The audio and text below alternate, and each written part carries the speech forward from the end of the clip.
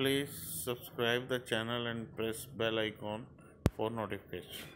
नमस्कार, मैं हूं आशीष वर्मा। मॉर्निंग कॉल में आपका स्वागत है। चलिए, सोमवार की सुबह एक और बेहद इंटरेस्टिंग हफ्ते की आज से हम शुरुआत करने जा रहे हैं और बहुत इंपॉर्टेंट हफ्ता इसीलिए क्योंकि कई सारी इंपॉर्टेंट चीजें लाइंड अप हैं। सबसे पहले तो हम उतना ही क्लोज जा रहे हैं उस ऑल इंपॉर्टेंट यूनियन बजट की पेशकश के पास। 1 फरवरी को आना है और आज का दिन इंक्लूड कर दूं तो महज 9 ट्रेडिंग सेशंस बचे हैं बजट से, इतना करीब आ चुके हैं।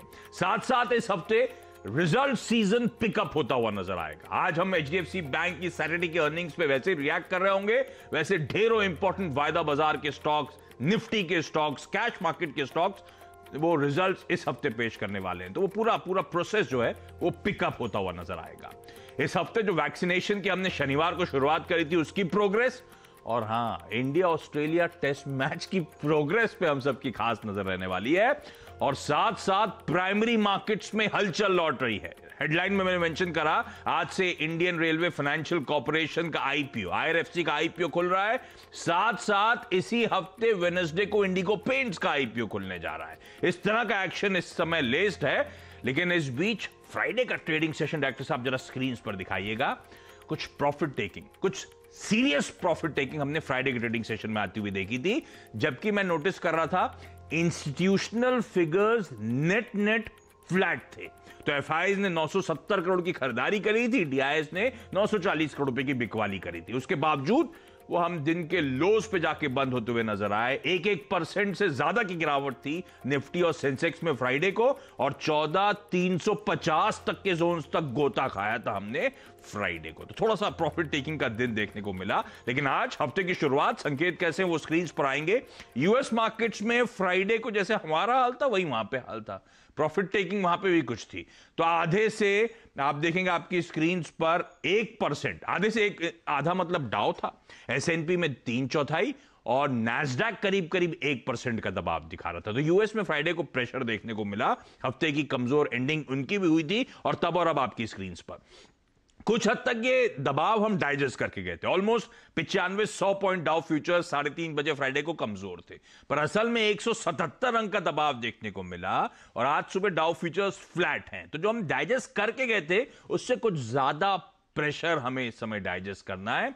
और उभरते बाजारों के लिए इस समय डॉलर इंडेक्स का 90 के ऊपर कंसोलिडेट करना तो मैं पिछले हफ्ते की थीम बता रहा था, अब तूल पकड़ रहा है। तो 90.4 पे छोड़ा हुआ डॉलर इंडेक्स अब 90.8, ऑलमोस्ट 91 के लेवल्स पे पहुंचता हुआ नजर आ रहा है। इस डॉलर इंडेक्स की स्ट्रेंथ पे हमें नजर रखनी है, उभरते बाजारों के फ्लोज के लिहाज से बहुत इंपॉर्टेंट है। जितनी स्ट्रेंथ बढ़ेगी उतनी नर्वसनेस क्रीप इन होगी, आसान शब्दों में। एसजीएक्स निफ्टी और एशियाई बाजार स्क्रीन पे दिखाइएगा। एसजीएक्स निफ्टी दिखा रहा है हफ्ते की शुरुआत थोड़े से कमजोर विकेट पे होनी है। 1/3% से कुछ ज्यादा के दबाव के साथ शुरुआत होने के इन क्यूज के चलते इंडिकेशंस आते हुए। वीडियो में आगे बढ़ने से पहले डिस्क्रिप्शन बॉक्स में जो लिंक दिया गया है वहां पे क्लिक करके इंडिया के नंबर 1 ब्रोकरेज हाउस जीरोडा के साथ जुड़िए, जहां पे आपका ब्रोकरेज 0 लगेगा, और अगर लगेगा तो वो भी सिर्फ 20 रुपये इंटरडे ट्रेडिंग के लिए। में ग्लोबली हो क्या रहा है, नीरज वाजपेयी बगल में बैठे हैं, उनसे समझा जाएगा। वीरू समझाएंगे फिर हफ्ते की शुरुआत, डेटा पॉइंट्स का सजेस्ट कर रहे हैं और कैसे स्ट्रेटेजाइज करना है, और फिर हर्षद से समझेंगे तमाम इंपॉर्टेंट स्टॉक्स इन न्यूज। लेकिन Neeraj ji, across the globe profit taking का सीन चल रहा है क्या?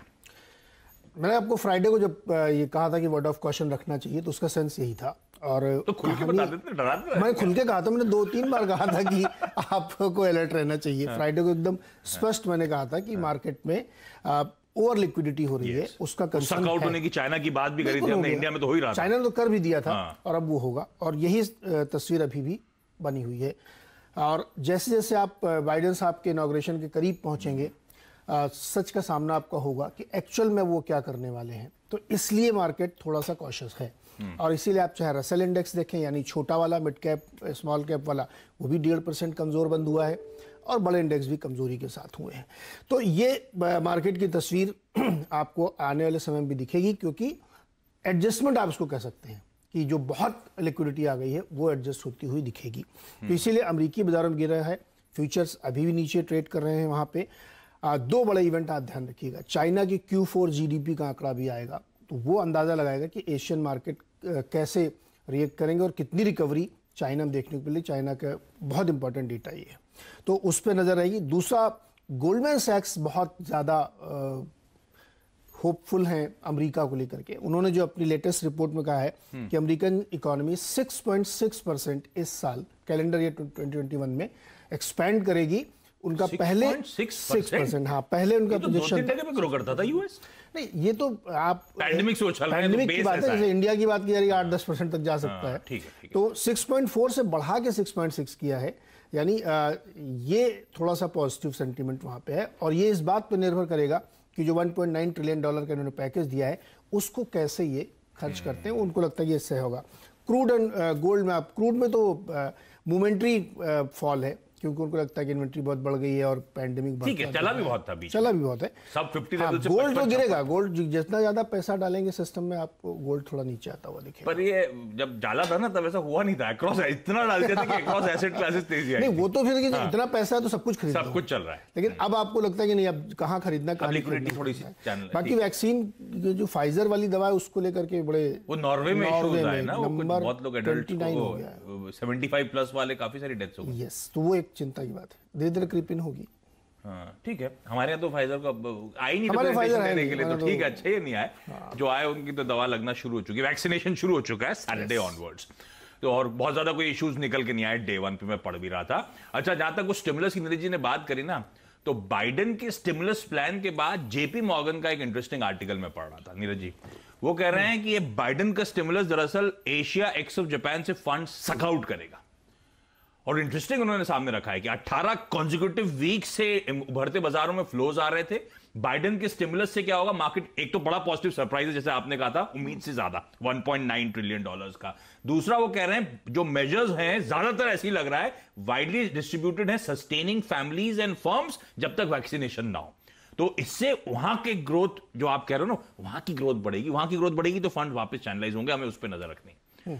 और दूसरा, एक और इंटरेस्टिंग चीज है, डोनाल्ड ट्रम्प साहब शायद टटोल रहे हैं पॉसिबिलिटी अपने खुद को पार्डन करने की। अब उसमें बड़ा सवाल यूएस में है कि क्या वो खुद को कर सकते हैं, कि प्रेसिडेंट के पास पावर होती है, पर खुद को कर सकते नहीं कर सकते, अभी तक आज तक प्रेसिडेंस नहीं है तो क्लैरिटी नहीं है। 10-12 दिन में उन्होंने बहुत लोगों को किया है। हाँ, इवन अभी अपने इसलिए कर रहे हैं, मौका बना के अपना भी। Please subscribe the channel and press bell icon for notification. लगा दे ऐसा। हाँ, अपने सन के फादर इन लॉ को भी उन्होंने पार्डन किया। ऐसे कई जगहों पे वो पार्डन कर चुके हैं। कहा गया है कि खुद को भी कर लेंगे क्या? अब उसमें सवाल है, क्योंकि ऐसा कभी प्रेसिडेंट हुआ नहीं कि प्रेसिडेंट ने अपने आप को खुद पार्डन कराओ। लेकिन ठीक है, ये सब डेवलपमेंट्स ग्लोबली थोड़ा सा लिक्विडिटी जो सक आउट हो रही है उससे शायद थोड़ी सी नर्वसनेस क्रीप इन हो रही है, और इसीलिए एसजेएक्स निफ्टी भी थोड़ा सा दबाव। हमने फ्राइडे को वो इंपैक्ट आता हुआ वैसे देखा है, क्योंकि हमारे अभी आरबीआई ने वो ऑपरेशंस करे थे 2 ट्रिलियन रुपीस, 2 लाख करोड़ रुपए लिक्विडिटी सक आउट करने के। वो ग्लोबली ऐसा हो रहा है। चलिए, अब ऐसे में वीरू के पास चलते हैं, समझ लेते हैं कि आज फिर कैसे स्ट्रेटेजाइज करना है। फ्राइडे की वीकनेस से क्या कुछ बड़े अहम स्तर टूट गए हैं क्या? चार्ट्स पे मूड बिगड़ा है क्या? या अब तक जो वीरू ने कहा है कि हमें बस एंट्री तलाशनी है बाजार में, सही लेवल्स पे घुसना है, बाजार ड्यूली रिवॉर्ड करेगा, ऐसा अभी भी है कि नहीं? वीरू, गुड मॉर्निंग, बताएं। गुड मॉर्निंग आशीष। देखिए, अभी जो नीरज जी ने कमेंट्री दी और अभी आप थोड़ा सा जो बात कर रहे थे ना, आशीष, वो एग्जैक्टली डॉलर इंडेक्स की कैंडल्स में विजिबल है। पहली चीज है, हमने 2018 के लोज को वॉलेट नहीं किया आशीष, और अब हम 2017 के लोज को रीगेन करने की कोशिश कर रहे हैं। पिछली कैंडल सबसे स्ट्रांग थी डॉलर इंडेक्स की, तो इसको रिस्पेक्ट देनी चाहिए। और दूसरी बात आशीष, हमारे स्टेट्स डेरिवेटिव्स में कमजोर हैं। देखिए, एफआईज ने 971 करोड़ रुपए की बाइंग करी, और एग्जैक्टली अगर आप देखें तो सेलिंग उतनी ही थी डीआईएस की, लेकिन एफआईज ने इंडेक्स में क्या किया और ऑप्शंस में अपने आप को कैसे प्लेस किया, ये देखिए। 1063 करोड़ रुपए की selling, 4000 contracts long, 6800 contract short, stock futures 932 crore का सेल, लॉन्ग कट गए 6000, 7700 शॉर्ट, और आशीष 47,000 कॉल शॉर्ट। 47,000 कॉल शॉर्ट का मतलब यह है कि इस पर्टिकुलर लेवल को बाजार नहीं काटेगा, और नीचे 40,000 पुट लॉन्ग, और उसकी सिर्फ 20% पुट शॉर्ट है, जो कि एक डाउन साइड का संकेत होती है। बहुत दिनों बाद आशीष इस प्रकार के स्टैट्स मेरे स्क्रीन पे हैं। ऑल्दो शुक्रवार को आपने 400 को क्लोजिंग बेसिस पे वॉलेट नहीं किया, लेकिन सबसे बड़ा जो इंडिकेटर आशीष आपकी स्क्रीन पर अब आएगा वो ये है कि शुक्रवार को करीब 2.25 करोड़ कॉल बिकी हैं और महज 63 लाख पुट जुड़ी हैं। ये इंडिकेशन होता है बेस के वॉलेट होने का। बेस क्या था हमारा? वो था 14,400। आशीष ऊपर 490, 517। 517 इज द क्रक्स। अब जब तक आप इसको रिगेन नहीं करेंगे तब तक बाय नहीं करना है, टिल द टाइम कोई बहुत अच्छा डाउनसाइड ना मिल जाए। नीचे 3857 और साथ ही साथ उसके बाद 14,223 और 14,200। आशीष जब तक 517 नहीं निकलेगा, आज मैं ये कहूंगा कि पुट्स लॉन्ग या फिर सेल ऑन राइज की अप्रोच रखें till the time we wallet 517। Please subscribe the channel and press bell icon for notification. The higher side options का बेस हिला है और वीकली और मंथली कॉन्ट्रैक्ट में नजर आ रहा है कि पॉसिबली हम 14,200 की ट्रेजेक्ट्री या फिर 14,223 की ट्रेजेक्ट्री को एक बार छू सकते हैं। तो लॉन्ग्स थोड़ा सा अवॉइड करेंगे। अब सारे इंडिकेटर्स ये कह रहे हैं अगर आप शॉर्ट में कंफर्टेबल नहीं है तो अभी इस वक्त शॉर्ट ना करें, लेकिन लॉन्ग का ट्रेड नहीं है। रही बात निफ्टी बैंक, आशीष इसमें अगर आप चार्ट्स को देखें तो 32,300, 32,400, 32,500 पे पहली बार काफी समय बाद इतनी स्ट्रॉन्ग कॉल राइटिंग है। वो जोन क्या था? ये शुक्रवार का हाई था। कॉल राइटर्स ने ग्रिप ली है। नीचे आशीष पुट राइटर्स विजिबल नहीं थे। पुट राइटर्स आपको लॉन्ग करने का कॉन्फिडेंस देते हैं, तो ये लेवल्स ऊपर के रेजिस्टेंस हैं, लेकिन याद रखिए बेस में क्या है। आप देखेंगे बेस में कुछ डिफरेंस है। 908 और 977 ये जोन अगर वॉलेट होता है तो आपके पास करीब करीब 350 से 400 पॉइंट का डाउन साइड प्ले करने का पूरा मौका है। और जहां कॉल राइटिंग हुई थी 32,300, 32,400, 32,500, वो लेवल जब तक नहीं निकल जाते ऊपर की तरफ, लेट्स अवॉइड लॉन्ग। कोई अच्छा लेवल मिलेगा नीचे तो बात करेंगे लॉन्ग्स की, लेकिन आज इन स्टेट्स के साथ नहीं। आशीष वीरू थोड़ी बड़े दिनों बाद थोड़ी ज्यादा कॉशियस कमेंट्री नजर आ रही है, कोई डरने की बात तो नहीं ना? इसमें मेरा कुछ नहीं आशीष, मैं तो हूबहू आके आंकड़े बोल देता हूं। मैंने आपका कब काम? मैं ये कहने में जानना चाहता हूं कि हम रिटेल घबराएं तो ना क्योंकि सबके जहन में ये रहता है ना बजट से पहले प्रॉफिट बुक तो शायद वो बहुत तेजी हो गई, सेल ऑफ आ रहा है, वो आया नहीं आया पता नहीं चलता। तो ये आपके कॉशियस कम्युनिटी से अभी कोई घबराने की जरूरत नहीं है ना? अभी बहुत ज्यादा ऐसा कुछ नहीं नजर आ रहा ना चार्ट्स पे, डेटा में। देखिए आशीष एक इंडिकेटर है, देखिए एवरेजेस। अगर आपने शुक्रवार के लो को वॉलेट किया तो आप जाएंगे करीब करीब 200 की ट्रेजेक्ट्री में, फिर 200 की ट्रेजेक्ट्री में यानी 10 डे में जब वॉलेट होता है तो 20 डे में, फिर 20 पे तय करेंगे कि पुल बैक आएगा कि नहीं आएगा। लेकिन हाँ 20 विजिबल है इस वक्त और वो आता है 14,200 की रेंज में। बस यही जानना था मुझे। ओके, आज की ट्रेडिंग बेट्स। आईडीबीआई कैपिटल कह रहे हैं एक्साइड इंडस्ट्रीज खरीदारी करने के मौके 210 के टारगेट्स के लिए। लीन मार्केट्स ऑनलाइन लर्न मार्केट्स ऑनलाइन.com कह रहे हैं। टाटा मोटर्स ये और चलेगा भाई, 275 के टारगेट्स यहां पे अब आपको आपकी स्क्रीन पे नजर आएंगे। फ्राइडे को भी बाजार खराब था तो भी ये स्टॉक गजब का आउट परफॉर्मेंस दिखा रहा था। खैर तमाम रीजंस थे लेकिन मोमेंटम बना हुआ है।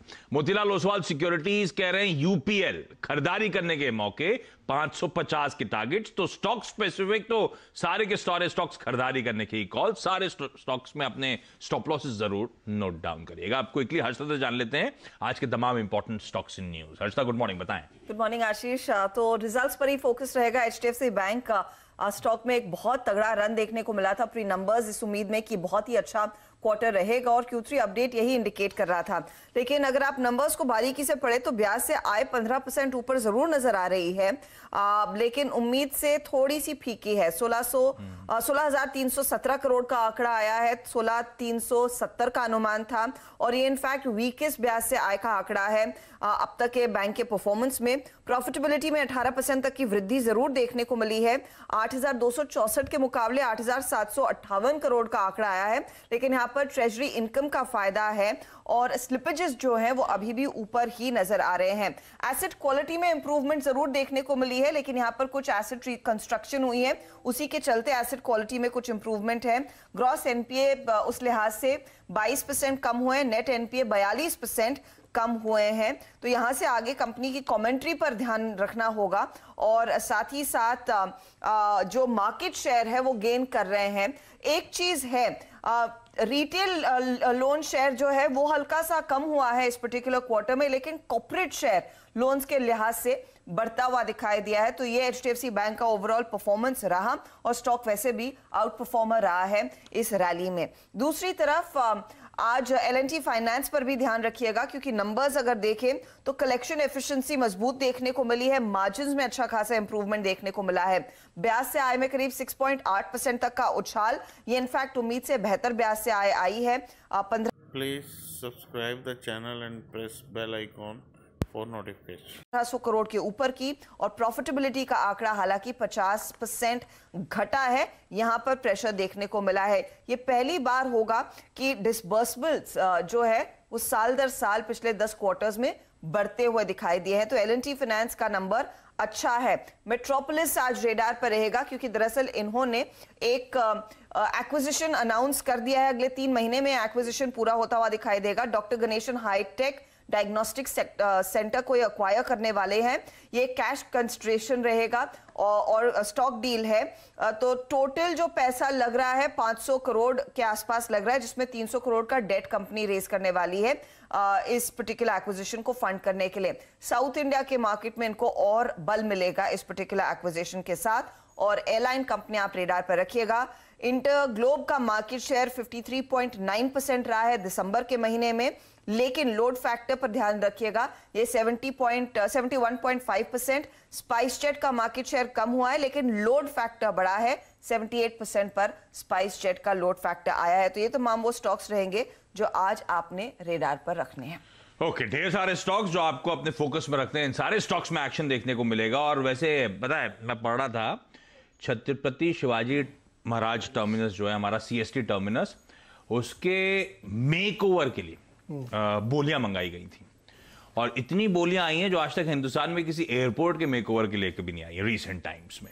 तो उसमें जो लिस्टेड कंपनी है उसके नाम बताता हूं। वैसे यूनेस्को वर्ल्ड हेरिटेज साइट है, उसका मेकओवर की तैयारी हो रही है। GMR, Kalpataru power, Adani, Godrej properties, Oberoi realty, सब लिस्टेड स्पेस वाली। नॉन लिस्टेड वाली तो और भी बहुत सारी कंपनीज है। क्या मतलब है आपका? मतलब रंगाई पुताई या इसको पता नहीं क्या क्या करना है। इसके आसपास जो कमर्शियल हेरिटेज है ना ये तो, हाँ, 1600-1700 करोड़ रुपए का, 1640 करोड़ का मेकओवर है, जिसमें आसपास की जमीन जो है फिर अनलॉक करी जाएगी, उस पर फिर ये रियल एस्टेट प्रोजेक्ट भी बना सकते हैं, जिनको शायद ये होगा। अब करेंगे क्या क्या मेकओवर में, उसमें इतना ही लिखा हुआ था आर्टिकल में कि एयरपोर्ट लाइक एक्सपीरियंस, उस तरह का मेकओवर करने की अंदर तैयारी। का अब वो पता नहीं, हाँ वैसे तो हेरिटेज साइट है, बाहर कितना छेड़छाड़ कर सकते हो तो आई डाउट कुछ ज्यादा होगा, लेकिन तैयारी हो रही है। खैर, ऐसे तो बातें चलती रहेंगी। कोई छोटा सा ब्रेक के उस पर आज की कमोडिटी करेंसी मार्केट्स की टॉप स्ट्रैटेजीज। चलिए, ब्रेक के बाद आपका स्वागत है। आज की कमोडिटी और करेंसी मार्केट की स्ट्रैटेजीज नीचे एंजल कमोडिटीज के अनुज गुप्ता साहब ने भेजी थी, वो आप लोग की स्क्रीन पे चल रही है। स्ट्रैटेजीज नोट डाउन करिए, स्टॉप लॉसेस पे खास तौर पर नजर रखिएगा। पर ये सब ट्रेड्स हैं जो एंजल की तरफ से आज के टॉप ट्रेड्स हैं।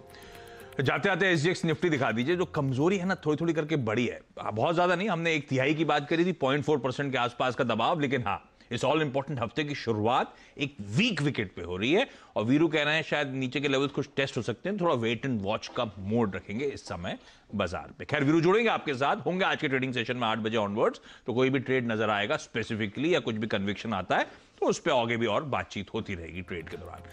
पर इस नोट पर एक काम करते हैं, क्विकली छोटा सा ब्रेक के उस पर आज का स्टॉक 2020। नमस्कार।